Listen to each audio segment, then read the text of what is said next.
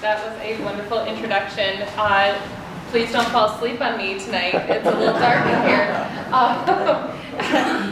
Thank you so much for inviting me here tonight. I love telling my story and the story of the train station from my point of view, as I'm sure it has such a personal connection to so many people in Michigan and especially in this region. Raise of hands, I know it's dark, but like, does anybody have a personal connection to the station? Either know a family member that traveled through there, went there when they were younger? Some hands? Okay, great. As Mike mentioned, I'm an architect with Quinn Evans. I specialize in historic restoration and adaptive reuse, that intersection between trying to figure out how to save a building and also give it its new life. I work out of our Detroit office, before I worked there, I found myself working for a firm on the East Coast while I was doing my master's program, where I worked on 3 mental asylum projects that were adaptive reuse. A very large masonry buildings, and all of them were mental asylums, and they each were converted into something new.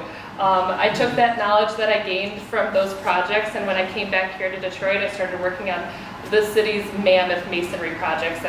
I've touched the Masonic Temple, Old Wayne County building, the Element, which is a metropolitan building, which is now the Element Hotel, and then started working on this magnificent project. I've been fortunate enough to be on this project since 2018, as Mike said, and actually we were hired even before Ford had the building in their... Sorry. No, that's okay. And Quinn Evans has a long history with this building as well. We worked with the previous owner back in 2010 and 11 to figure out ways to possibly keep the water out and keep it maintained. None of the work from that investigation moved forward, but when we were approached by Ford in 2018, we were coming with this background knowledge of the building, and were able to quantify how much had changed really in the past 8 years from our previous work to when they were considering purchasing the property. So tonight I'm going to give you a brief history of the station, and then also dive into some of the fun stories about the restoration process. So we'll jump right in. And if you have questions, yell them out or wait till the end. I don't care. Is my voice volume okay? Yes? Okay, great. So, Michigan Central Station was designed by Warren and Wetmore, design architects out of New York, and Reed and Stern, station experts out of Wisconsin. This rendering shows a cross-section of Warren and Wetmore's work. They were known for their Beaux-Arts style and spanning from large-scale hotels, train stations, bridges, and even high-end residences. This team of architects was also known for designing the New York's Grand Central Station. One can see the similarities of the designs of this large arched windows and massing. While it was never built, the Grand Central Station also had a tower plant, very similar to Michigan Central's. Here in this rendering, in a portion of the design drawings of Michigan Central Station, there was a clear attempt to visually separate the base of the building from the tower. At the time of construction, architectural critics complained that the extraordinary lack of continuity of concept, and even gave it horrible reviews in the news, given the grandeur of the stone base compared to the utilitarian brick tower. However, these critics were in the minority, and the building quickly became a symbol of pride for the city. At the time, it was the tallest train station in the world. Its sheer size and proportions were awe-inspiring and made a clear statement to travelers about the greatness of the city and the railroad that they were arriving on. Ground broke in 1910. We're really lucky to have these construction process photos. I don't usually get to have these on a project that I'm working on. Here you can see that they're starting to dig the foundations. After the site was cleared, foundations started. While design documents showed a very shallow crawl space underneath the station, there's actually a nearly 2-story basement under the grade. It's a very deep double-story basement under the main waiting room, and then a basement and a sub-basement throughout the rest of the footprint. You may have recalled in the news of us uncovering another basement and all the water problems that we had and the water infiltration coming into the basement. The basement is actually lower than the Detroit River, so you can imagine all the water flowing right into our site. Is it really true? 2.5 million gallons? Yes. If you can imagine, and I don't know if I have a picture of it, but so these columns that you see that are being poured at the foundation are massive. You can see the person who's standing right there. So those are part of the double height space underneath the waiting room. There's water line marks down there that are over 6 feet. And so that means there was literally standing water of 6 feet deep for ages. And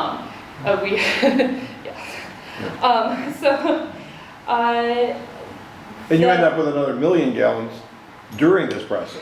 Yes, because everybody knows what happened in 2021 with the floods. We got hit here.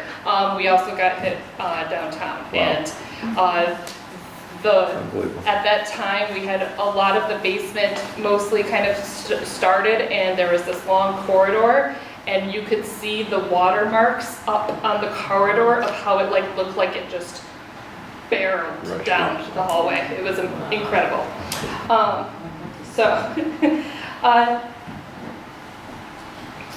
The rest of the building went up fairly quickly throughout 1912 and 1913, with the steel superstructure raising quickly.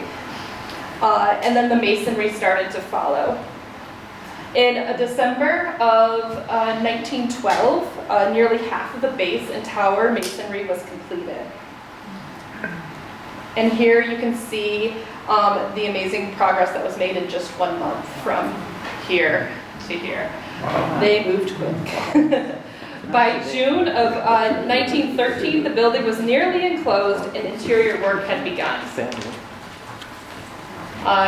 Here's a construction view of the back side of the station, of the concourse looking towards the tracks platform. And as you can see, the concourse skylight monitor is awaiting its glass. I guess even back then, glazing was a long lead item. By the end of 1913, a fire in the then current train station forced the new station to open sooner than anticipated, with the first train arriving a few hours after the fire broke out. The Detroit Tribune wrote at the time, "The new station was aglow, not with fire as was the old one some hours previous, but aglow with thousands of electric lights which glimmered high above the 1- and 2-story dwellings."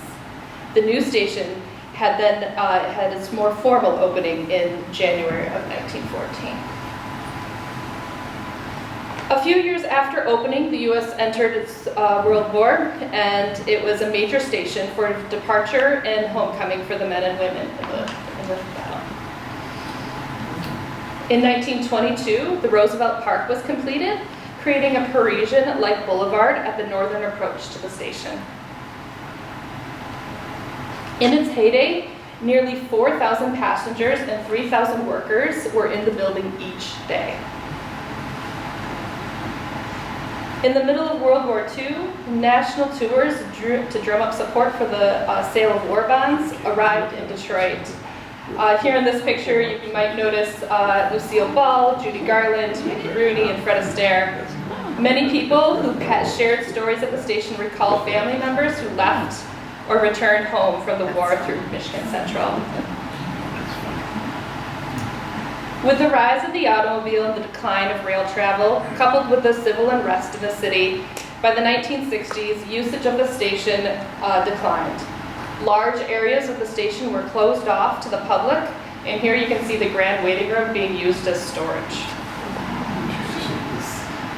In 1970s, Amtrak took over and poured in $1 million to renovate and then reopen the waiting room. But a few short years later, in 1988, the last train left the station. It stood empty for nearly 3 decades. It became the poster child for Detroit's decline and urban decay. It was, people sought it out as the place to go urban exploring. It was featured in a number of books and became the destination for urban explorers. In 2009, the city called for it to be demolished. Luckily, a group of grassroots preservationists stopped that demolition. Under the previous owners, new windows were installed in the tower in 2015. But after this work, any additional repairs were halted. The station's rebirth finally got traction when Ford purchased the property in 2018. A few public events were held to celebrate the next steps, and then we began construction. This project is unique where literally from day one we were under construction. Typically on architecture, on projects of this scale, there's a time where you design and think through things and come up with plans, and then you start construction. For us here, this building, it was paramount for us to begin construction day one. So we worked really closely with Ford and with our construction manager, Crispin Brinker, to come up with steps and different bid packages along the way to make sure that progress could happen fairly quickly. We also ran into the fact that we were working through a pandemic. This was a unique time for us as designers and construction workers, and it really changed how we had to work together, how we engaged with the community. We were right in the middle of when we would do a lot of activities with the community to understand what they wanted to see at the station and what would impact them and their community. And so we had to come up with new ways of how to engage them when we were all stuck at home. And so that was just an interesting challenge throughout the process. And after 6 years, a grand opening was finally announced, and we had the most amazing opening ceremony that I think I've ever had for a building. I don't think I will ever top having Eminem christen the beginning of a building for me. So it was an amazing concert, and then a series, or a 10-day series of open house tours. Over the summer, more than 100,000 people have toured the building. And just this last week, Ford moved into 2 of the top floors, their Model E group and another one of their departments. So it's exciting to see some people calling this building their home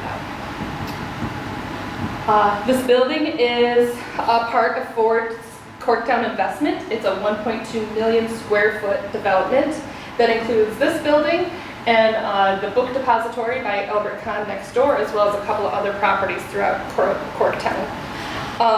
This project is truly a once-in-a-lifetime project, and hearing all the amazing stories of personal memories of the station, and really reflects on how symbolic this building is to the surrounding area and to the city. And I'm just really humbled to be a part of its rebirth. For me, as a preservation architect, it's really important to understand why choosing to reuse an existing building matters. It really goes beyond just saving those memories and those personal connections or historic significance, but it also speaks to environmental responsibility. As Mike mentioned in my intro, we have the mantra of the greenest building is the one that's already built. So much energy goes into building these buildings. Frankly, we don't get to build like this anymore. The details that are in these type of buildings are so unique and have a lot of value. So this project both looked at how to optimize its mechanical performance to address energy consumption, but also really focused on material retention so that we weren't losing all of that value and embodied energy, and worked on how to save and reuse as much as we could on site. So That's snow on the floor, isn't it? Yes, it is. Yeah. So this is a picture from one of the first days I was on site. Wow. When we walked into the building, it was like February of 2018 or so. Wow. There was snow and ice everywhere. I literally like skated through the concourse area. It was unbelievable the condition that it was in. It was still inspiring to see how much detail and presence was still there, and that we could start to imagine how this thing could come back to life. We immediately started working on plans to understand what could be salvaged, what needed to happen first. It was really important because this building had been open for 3 decades to try to figure out how to get the water out, how to start drying out the building, and how to do it safely so that we didn't lose all the historic finishes. As you can imagine, you can't just automatically put heat into a building like this and not have all the materials start to act differently. So we had to work through that gradual process of removing the moisture and removing just the dampness. A lot of the plaster, we were afraid to see what would happen when it started to dry out, because that moisture was really keeping it together. So, there we go. Whoops. The project itself is 18-story restoration of 650,000 square foot. The program of the station aims to give the base of the building, the ground floor, back to the public, with the majority of the ground floor targeted for commercial use and residential, and like retail and restaurants and things like that, and the tower slated for office and actual hotel that is in the works right now. That was the original plan. The top floors were supposed to be a hotel, and it never happened. You mean like originally in the Yeah, 19? yeah. I'm not sure. It Okay. never. So a big portion of the tower was never finished, Okay. ever. So as you go up in the building, less and less of the historic finishes are there, not because they were removed, but because they were never installed. Thank you. So even some of the tower floor plates, the terrazzo floor finish that runs down the corridor on most of the floors starts to like stop as you get higher and higher, and you can see where they just stopped pouring. Wow.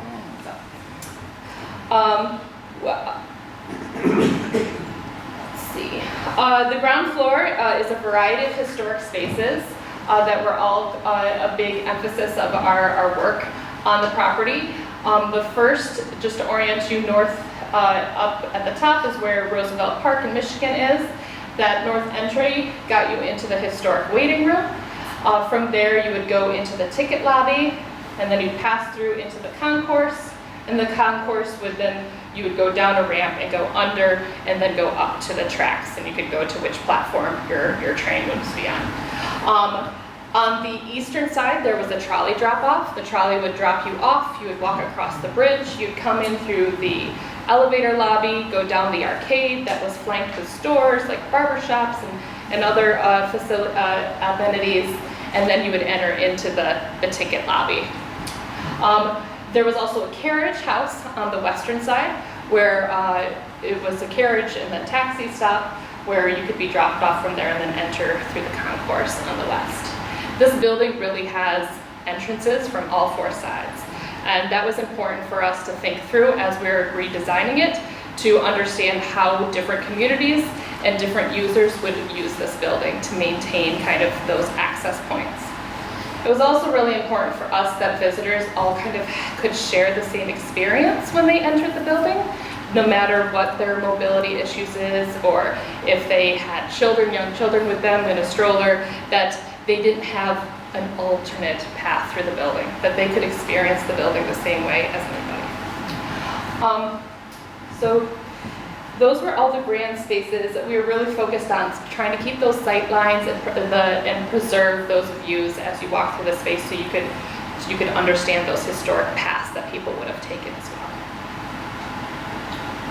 So I'm going to dive into like 3 or 4 different parts of the restoration that I personally worked on, but also are really fascinating. I hope you guys like some details and aren't too bored by this. So one of the biggest challenges we had to tackle was the base masonry restoration. This building is built out of limestone and with a granite base. And sorry, let me just grab my place. The stone facade, as you can imagine, had been getting years and years of water infiltration. The roof was originally copper, and that was one of the first things to go when the station closed. And so that opened up the whole cavity at the top of the cornice, allowing water to just pour into the assembly. You can see the water dripping through the joints on those columns. And so we had to come up with a plan of how to put this thing back together. So the cornice ended up being,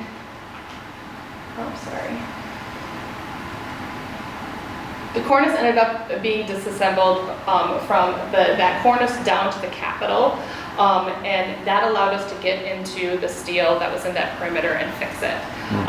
While a lot of it was badly damaged and we had to repair it, we actually were really lucky and found that we could keep most of the stone pieces.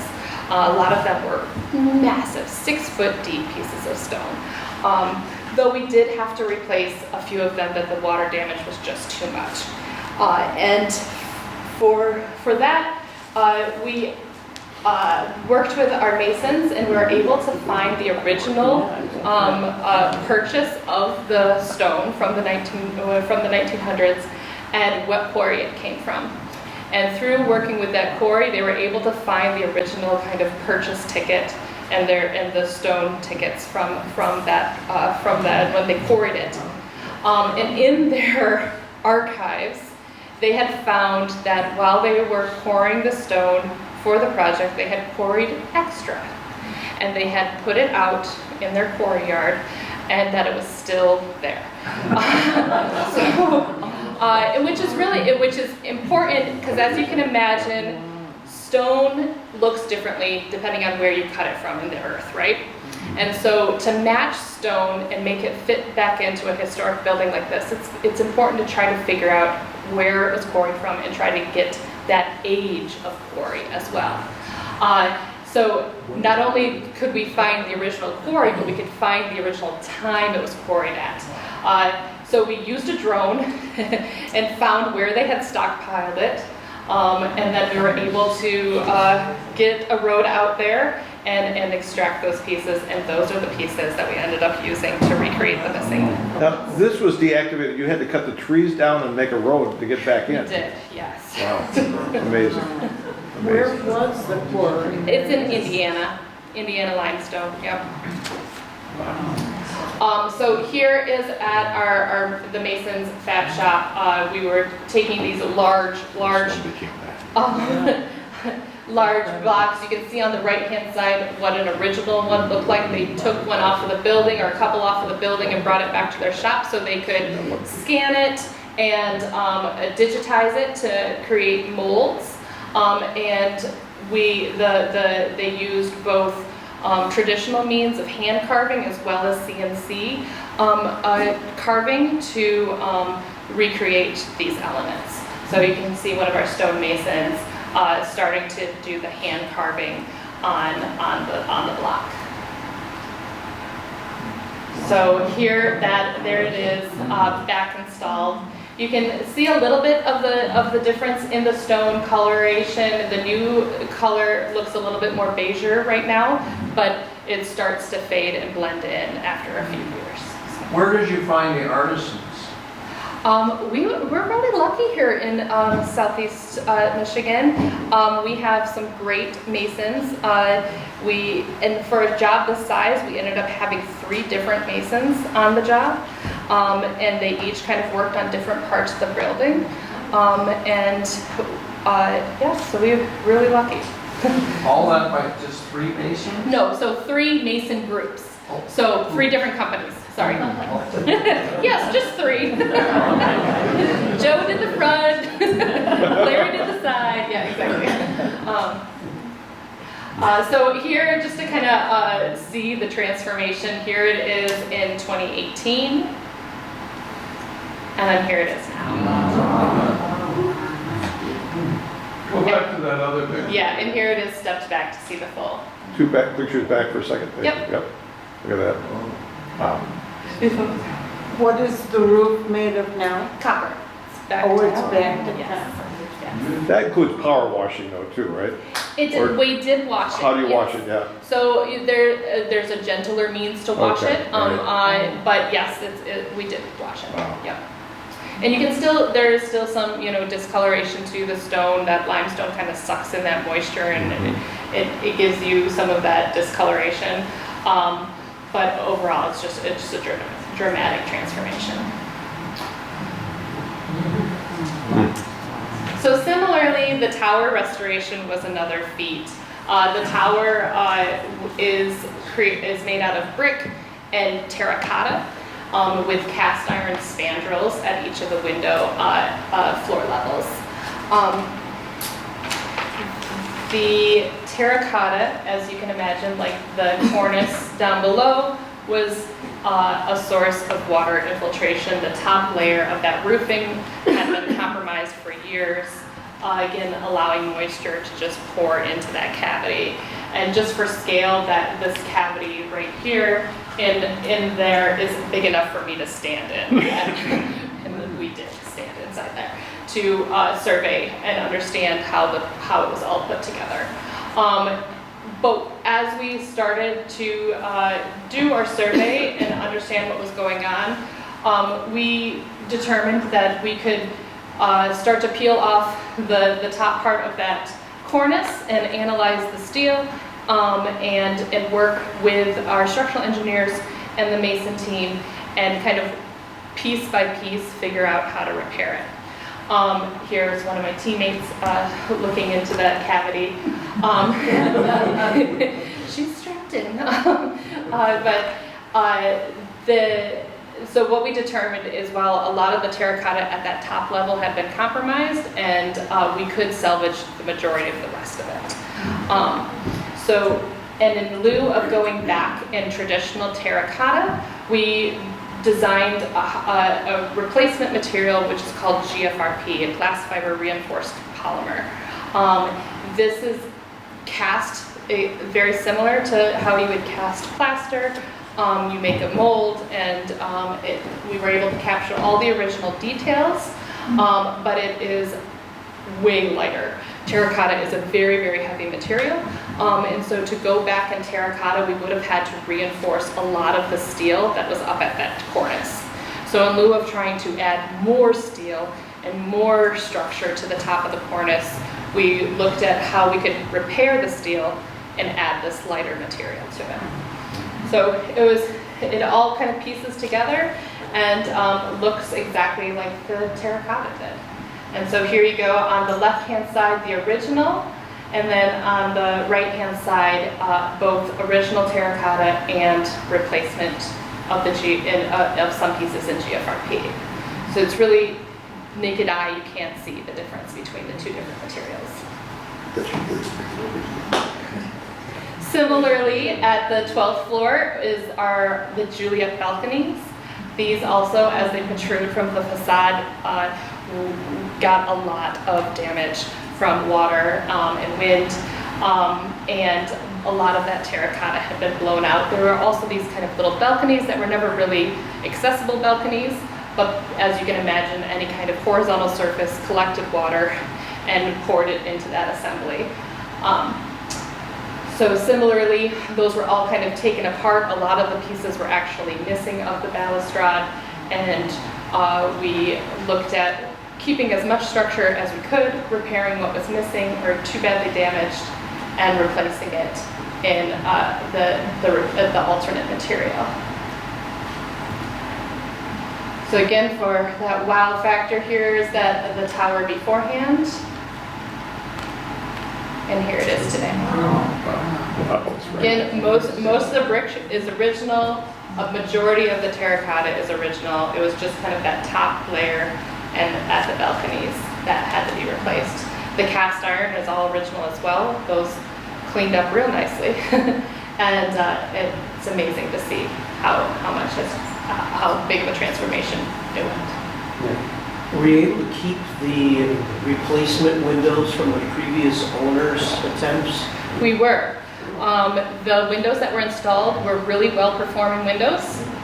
and they met all the energy standards that we would want a window of these days to have, and so we kept them. I thought they had the wrong Well, casements. they do have a different detail from what was there historically. So in this, you can kind of see that there's a kind of a strong vertical element in the historic, where the windows aren't there anymore. But there was a strong vertical, and it kind of looked like two different sashes. Apologies. Right. And the new windows went in with just kind of one large opening. I see. Again, it was a ton of windows, and it was kind of hard to make it hard to justify taking all of those windows out if they were well-performing windows. Again, material retention was really important on this job. On the top, excuse me, the Yeah. top 2 floors, is that where the penthouse things are gonna go? The hotel? For the hotel, yes, that's the plan right now, is that a few of the floors at the top are planned to be a hotel. Yep. I can't wait to see that happen, so. Really? How are we doing on time? Are we okay? Yes.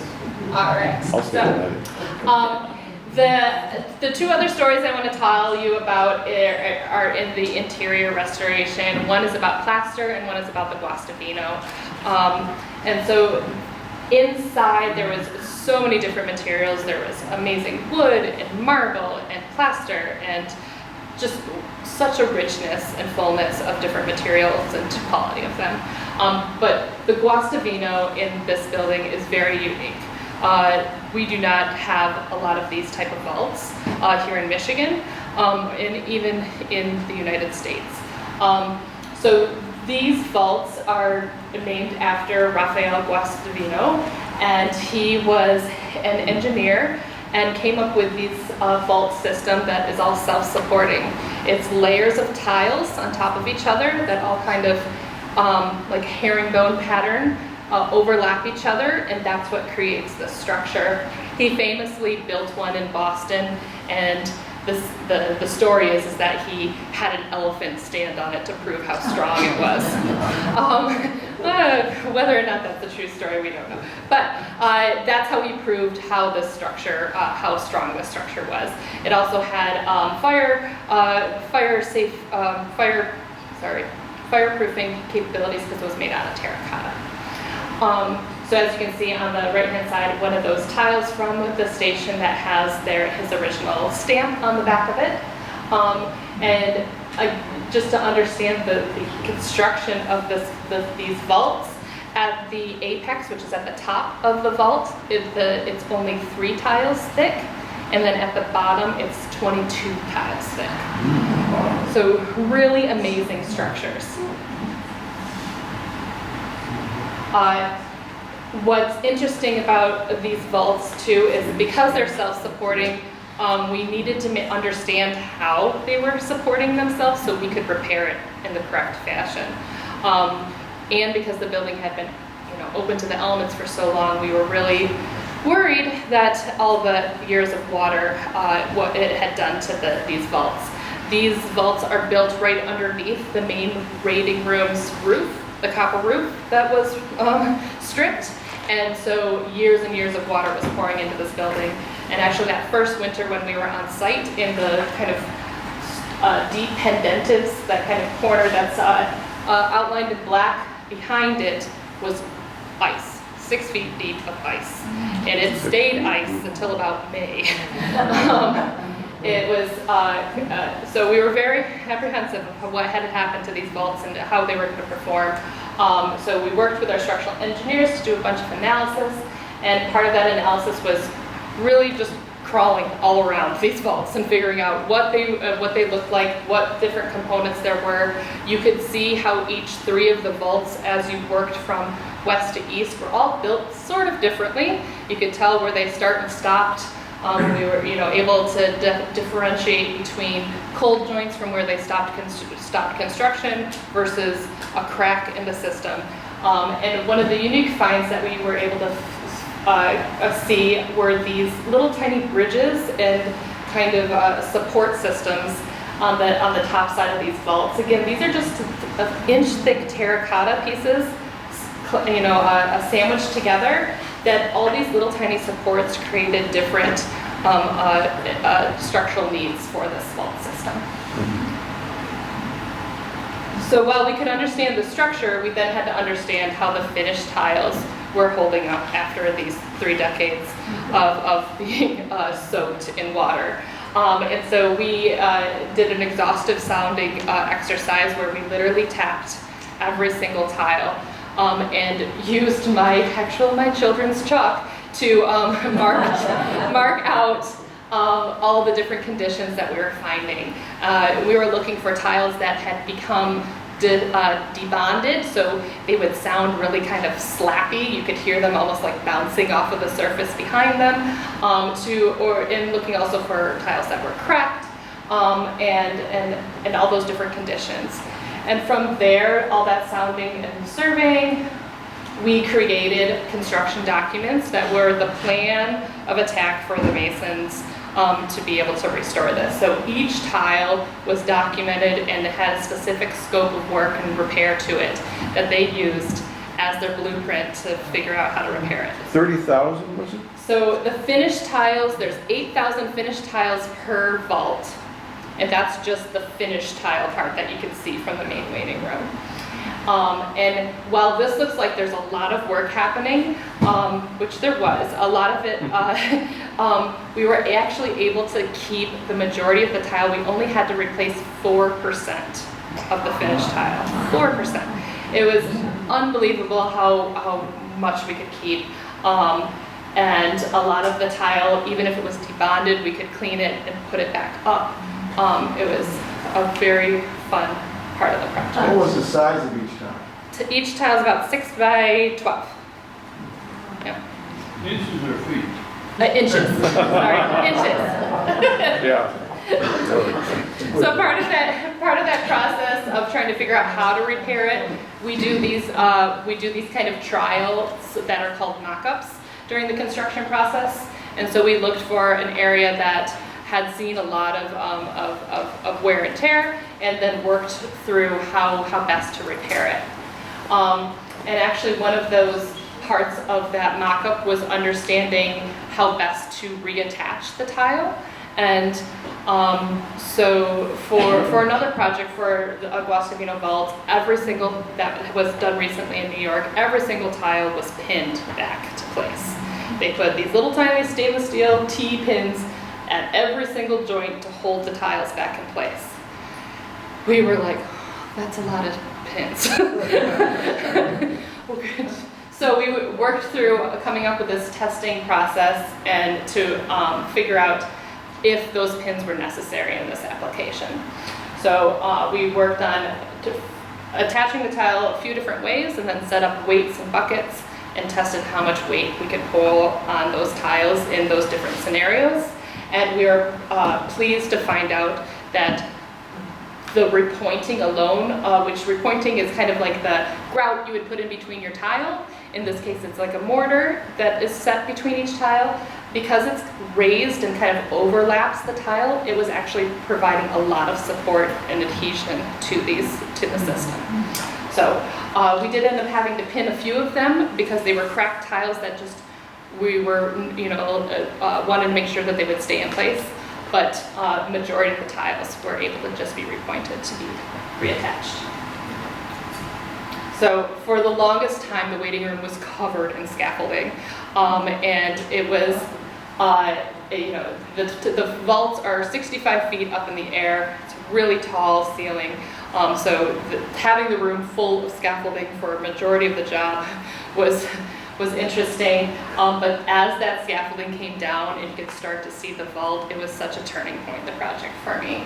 It really felt like it was real and you're making progress. So here's a quick kind of close-up of the before and after. Wow. Again, this is all the original, most of the original tile.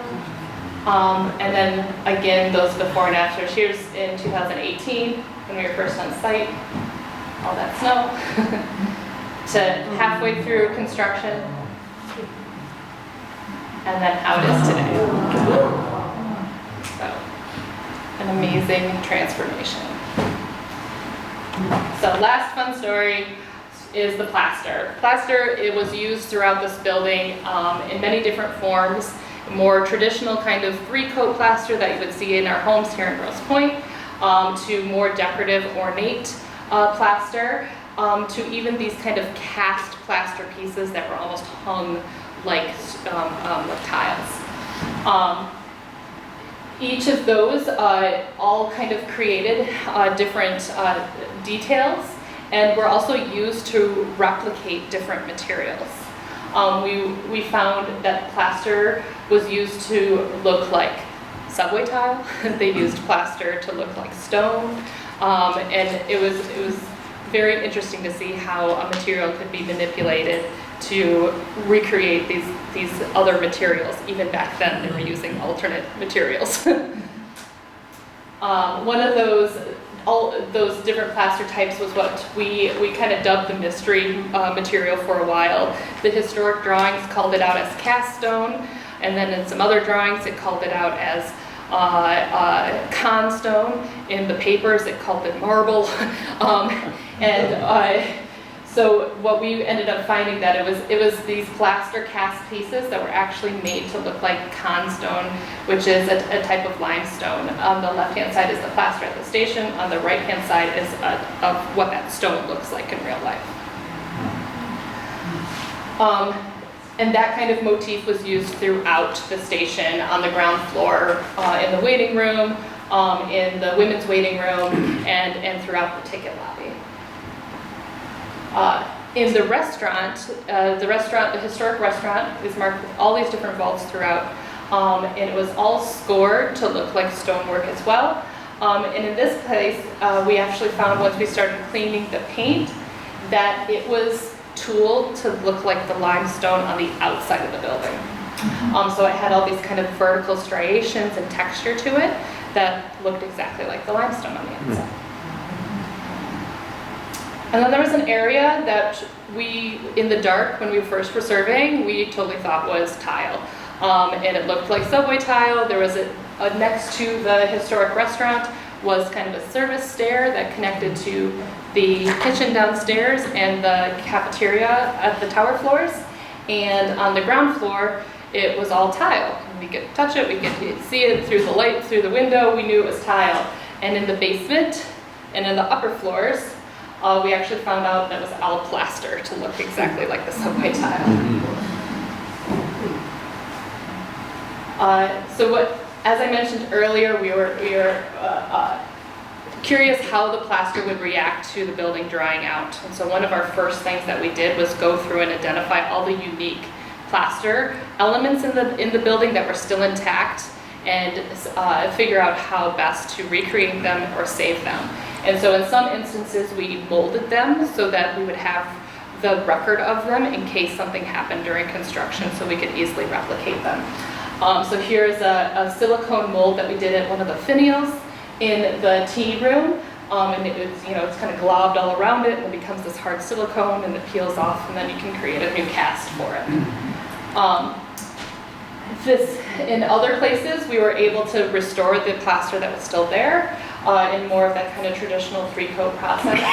On the left-hand side, you can kind of see all those different layers of the plaster being built up to meet the original, and kind of on the right-hand side, some of the markings that we did in the field to understand what had to be repaired during the process. That room in the middle, is that the video, that room where they showed the video when you came in? It is, yep. Is that wood, or is that made to look like wood? So it is wood. It is wood. Thank you. Yep. The ceiling is half wood and half not wood, but what you can touch on the ground is wood. One of the other things we were trying to figure out how to deal with is how to clean the plaster. As you can imagine, the station was used for a very long time. It was where people could smoke in it a lot in the past, and there was a lot of buildup on those walls, and it had, we could see in areas where there had been a painting campaign at one time where they went through and painted all the walls. So we really wanted to get back to see what that original plaster looked like. And so we did a bunch of different testing to understand what we could get, and we were able to find a cleaning solution that would actually get us back down to the original plaster without damaging it. And this plaster is really unique. It has mica in it, which kind of like sparkles. And actually to recreate that look, we used ground up tires in the new plaster. And here's kind of an example of the before and after of that kind of first cleaning of it. And we were finding as we were cleaning it that the plaster had all these different colors to it. So that was kind of another thing we had to balance out as we were restoring it, is trying to make the room look cohesive, but there wasn't really a pattern to it. So kind of using that artistic eye to make it all blend back together. In the main waiting room, there are these large, what we call cartouches, these kind of ornamental pieces that were up in each of the arches. When we came on site in 2018, there were 2 left, and we attempted to save them. One of them came down that we could salvage. The other one literally fell as we were trying to get it down. These pieces are massive plaster, very heavy, and the wall that they were actually attached to was in worse condition than the actual plaster of these cartouches, and that's what caused the failure. But so we were able to take those down, and similar to the finial, we were able to mold those, recreate them, and then here's them coming on site. You can see how big they are. And then it being installed. How many of those? There's 6 now in the waiting room. Yeah. So those are kind of like the restoration fun stories. I wanted to show you just some of the before and afters of some of the main ground floor spaces, and then if you have any questions, I'm more than happy to answer any. So the arcade is kind of in the belly of the ground floor. It's right underneath the tower, and so most of that area was well protected from the elements. And so the plaster in here was in wonderful shape. Here's an image of it historically. The historic lights in this building, none were there when we came on site. They all had been removed long ago. But we lucked out, and the state archives actually had all the original blueprints and shop drawings for those historic fixtures. And at least enough of them where we could recreate all of them. So that was a really fun part of trying to piece together the details from the shop drawings, the historic shop drawings, and the historic photos that we had to be able to recreate these. So do you 3D print something like that? You don't, do you make it out of the original material, or what do you We do? made it, so during the mock-up process, we 3D printed a lot of the different elements to kind of like fine-tune all the details and the proportions, but the actual real fixtures are cast metal. So, Wow. yeah. So on the left-hand side is what it looked like when we were first on site. You can see all the different kind of discoloration of the plaster. On the right-hand side is that plaster just cleaned, literally just with some water to try to get some of that soot out. And then here it is today. We were able to restore the cast iron frames that were there. The brown parts of the windows are new sashes, but the frames itself are the original cast iron. The ticket lobby, similar story. It's in the kind of belly of the beast and well protected by the tower, but on either end of the ticket lobby, it is exposed to the waiting room and the concourse's light courts. So on each of the edges, there was severe water damage. In this room, it had these, the ticket windows, and then these massive Mankato faced columns that really created a grand space. Is that the clock that was actually returned? No, the clock that was returned is is the historic carriage house one on the exterior. This one we didn't have any of the original. Well, we were able to find an original piece of the metalwork that went around the numbers, and use that to help recreate it, but we did not have the full clock returned to us. Here's that plaster repair happening. We were able to kind of save and preserve all the detail of the plaster around each of those ceilings, but the flat part of the ceiling was removed in order for us to install new systems like fire protection and new lighting. And here's that restored space. Show of hands, anybody that was able to go this past summer to see it? Oh, good. One of my favorite parts is the Mankato stone on the ground floor. We worked to try to figure out how to keep the existing stone, but as you can imagine, with all the water damage, there was a lot of it coming apart, and so we worked on figuring out a honing process to kind of like polish it, to really get it to be kind of reconstituted, and then and polish it to look nice. And one of my favorite parts is literally just like petting the stone because it feels so soft and beautiful. On the western side of the station is the tea and reading room. These were the historic men's side. And these rooms we had 18-foot, or originally had 18-foot tall wood wainscot in them, and these beautiful plaster coffered ceilings. This was the state of them when we came in 2018. Right above these are some low roofs, and so there was a lot of water coming in to these spaces. Here is those details of the area recreated. What's kind of fun, if you can see, there's kind of these kind of long holes in the wainscot on the right-hand side. That's where the pilasters used to be and the capitals of woodwork, and somebody actually returned one of the ram's head capitals to Ford so we could recreate that detail because we didn't have any documentation of those. So that was really cool that we were able to scan the original one and recreate those. And Ford actually helped reprint or 3D printed some of the plaster detailing of the ceiling using what they use in their shop to do prototypes. So here's that room now. Here we restored all the wood, replaced the wood herringbone floor, replicated all of the ceiling, and a lot of the plaster on the walls around the window hoods was all restored. In the front of the building, the wood windows are all the original wood windows, as well as the large steel windows that are in the front of the building. Those are all original. And then as you go back further towards the south of the building, those are replicated windows. What kind of wood is that? Mahogany. Wow. So here is the historic restaurant. Originally had this like big huge bar built in the center of it. At one point they installed a drop ceiling in there, and so you can see the structure. Who would cover up those bulbs, I'm not sure, but in here the plaster was in really rough shape.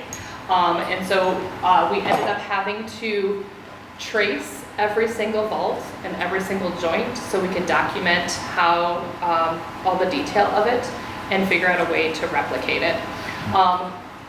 However, it was kind of a blessing in disguise. The restaurant kind of sits right underneath the main shaft that goes up the whole tower. So we were then able to transfer all the systems from the basement to the tower overhead. So you can see this like spider web of work that's going on above that ceiling. So the fact that we had to recreate this ceiling and do this work allowed us to hide all these new systems and transfer them nicely out the building.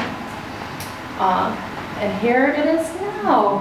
And right now it's set up as like the open archives room. So if you went or if you get to go in the future, it has all these wonderful artifacts and stories about the process and different things that had been returned to Ford throughout the process. And then last space is the concourse. The historic concourse originally had this ley light, and during the World Wars they covered up the skylights And for the longest time, everybody saw the concourse as these open truss systems. And so it was important for us to kind of celebrate that kind of difference and change in the building. And so we went back with a skylight system that was more visible without restoring the laylight. Similar to the restaurant, the blessing in disguise in here is that because the roof was open for so long, the terrazzo floor was badly damaged. And because we had to take that up, we were able to install radiant flooring in this space to help hide the mechanical in this space that really has, while it has really tall walls, it doesn't really have a lot of walls to hide mechanical in. So this is a great way to reintroduce the details in modern systems. And here it is now. And so this is where you go into the tunnel to go onto the, Yes, to get to the historically, platform. yep, you would go through those 3 middle openings, and that would get you down and under. The south of the station is still under development right now as they're working through the kind of the park and new south entry. And so just wanted to close on this. This actually is the motto for Detroit. We hope for better things, and it will rise from the ashes, and I really think this is just so symbolic of both this building and Detroit as a whole. So thank you all for your time.